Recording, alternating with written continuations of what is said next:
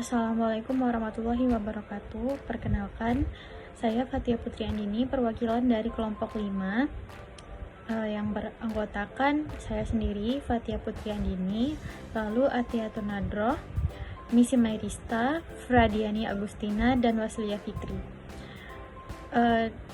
Lalu di video kali ini kami akan menjelaskan tentang materi pembelajaran yang berjudul Mengenal Tokoh atau Filsuf Pendekatan Pembelajaran dalam Pendidikan Anak Usia Dini di Eropa dan di Amerika. Lalu pertama saya di sini akan menjelaskan tentang mengenal para tokoh atau filsuf dalam pendidikan anak usia dini dari Amerika Serikat, yaitu high scope.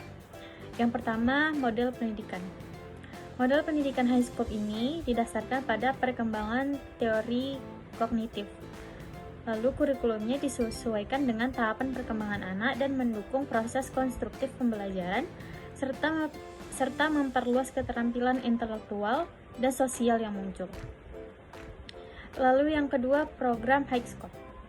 Program high scope ini berusaha untuk mengembangkan cakupan keterampilan yang luas pada anak, termasuk pemecahan masalah, interpersonal, dan kemampuan komunikasi yang penting untuk keberhasilan hidup yang sangat cepat berubah dalam masyarakat. Selanjutnya ada pendekatan pembelajaran.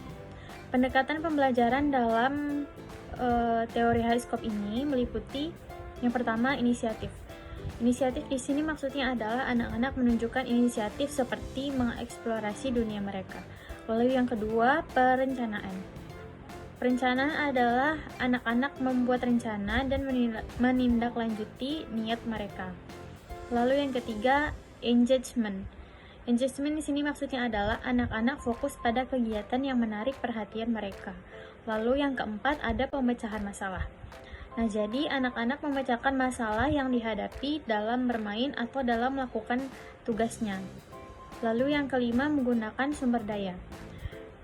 Di sini anak-anak mengumpulkan informasi dan merumuskan ide-ide tentang dunia mereka. Lalu yang terakhir ada refleksi. Refleksi adalah anak-anak merefleksikan pengalaman mereka. Lalu yang terakhir ada model pembelajaran. Model pembelajaran high scope ini bertujuan untuk membuat anak memiliki beraneka keterampilan, mencakup pemecahan masalah, interpersonal, dan komunikasi. Lalu hal ini juga sesuai dengan pembelajaran untuk anak usia dini yang sedang tumbuh dan berkembang. Lalu anak-anak belajar dengan cara yang berbeda, masing-masing membawa satu set unik dari sikap, kebiasaan, dan preferensi untuk interaksi dan eksplorasi mereka. Lalu pendekatan pembelajaran adalah dasar yang mempengaruhi bagaimana anak-anak ini belajar di setiap area pengembangan, meliputi keterlibatan, motivasi, dan partisipasi anak di dalam kelas. Dengan memahami bagaimana untuk mendukung pembangunan, orang dewasa dapat mendorong anak untuk kreatif, rasa ingin tahu, percaya diri, kemandirian, inisiatif, dan ketekunan karena mereka melaksanakan niat mereka, memecahkan masalah, dan terlibat dalam berbagai pengalaman belajar.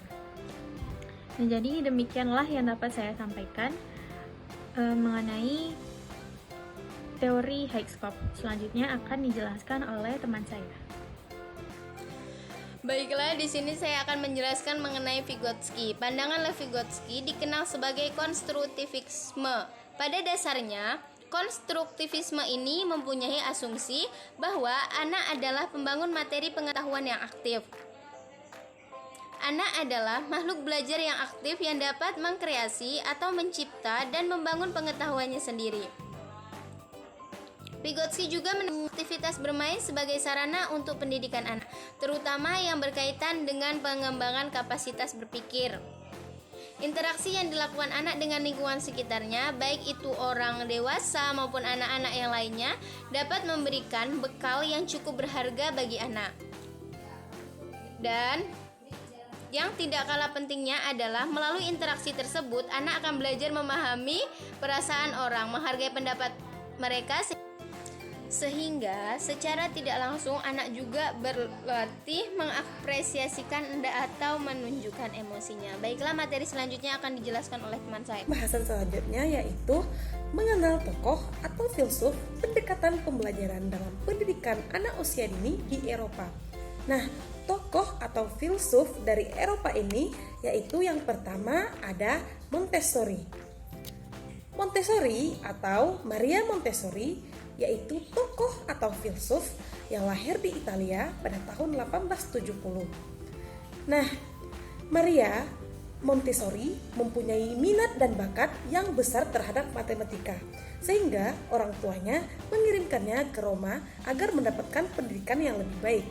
Ia mulai menekuni bidang mesin, kemudian biologi, akhirnya bidang kedokteran.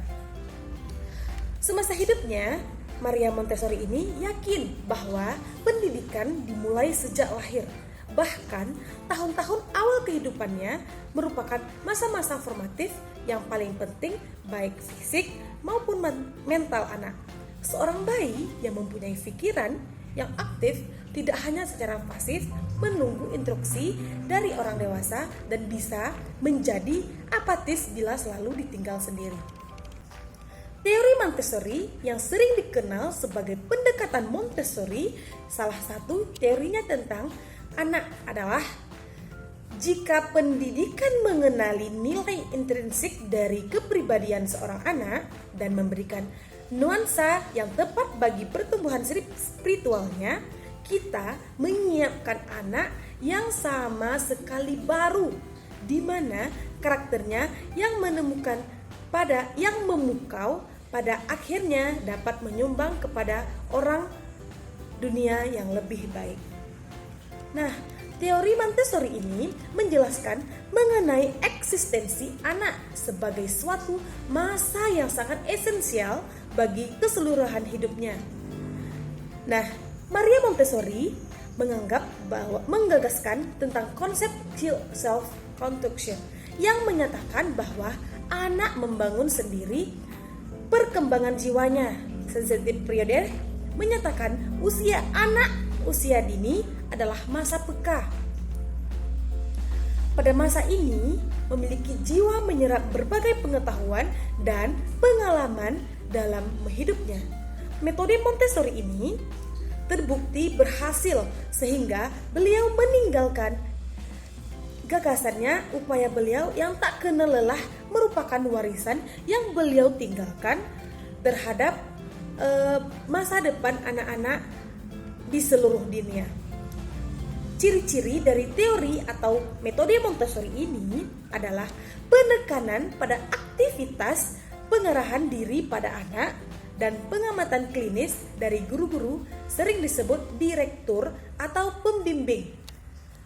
Metode Montessori ini menekankan pentingnya penyesuaian dari lingkungan belajar, konsep akademis, dan keterampilan praktek. Ciri lainnya adalah adanya penggunaan peralatan otodidak untuk memperkenalkan berbagai konsep. Montessori juga meyakini bahwa dalam tahun-tahun awal kehidupan, seorang anak mempunyai masa peka atau sensitive periods. Masa peka dapat digambarkan sebagai satu situasi atau waktu siap berkembangnya pembawaan atau potensi yang dimiliki anak. Potensi ini, jika masa peka telah muncul dalam diri seorang anak, orang tua, guru, atau orang dewasa yang bertanggung jawab terhadap pengasuhan wajib untuk menyediakan alat-alat latihan. Alat-alat ini akan menunjang stimulasi terhadap potensi yang sedang muncul pada anak. Dasar pendidikan Montessori yaitu penghargaan terhadap anak. Lingkungan sesuai dengan karakteristik dan kebutuhan anak. Pendidikan diri sendiri, masa peka, dan kebebasan. Baiklah teman-teman sekalian, berikutnya pendekatan pembelajaran dalam pendidikan anak usia dini di Eropa yang kedua yaitu tokoh atau filsuf Waldorf. Waldorf adalah filosofi pendidikan yang ditemukan oleh seorang Austria bernama Rudolf Steiner. Nah, sekolah pertamanya ini didirikan di Jerman pada tahun 1919. Sekarang di Jakarta juga sudah ada beberapa preschool yang menggunakan pendekatan Waldorf ini. Nah, model pembelajaran di Waldorf bertujuan untuk meningkatkan lingkungan pembelajaran yang sehat, tidak tergesa-gesa sesuai perkembangan bagi anak-anak. Steiner berpendapat bahwa anak berkembang melalui pengalaman dan proses berpikir. Kemudian, Waldorf menekankan pada rutinitas dan kepercayaan yang dibangun antara murid dan guru dalam jangka yang cukup panjang. Yang terakhir, Waldorf juga menekankan pada sisi kreativitas anak seperti bernyanyi, memasak, bermain, drama, bercerita, melukis, dan lainnya. Nah, tujuannya ini agar anak dapat berkembang dalam aspek emosional, aspek fisik, dan aspek intelektual. Nah, demikianlah presentasi dari kami kelompok 3. Terima kasih telah menonton video ini.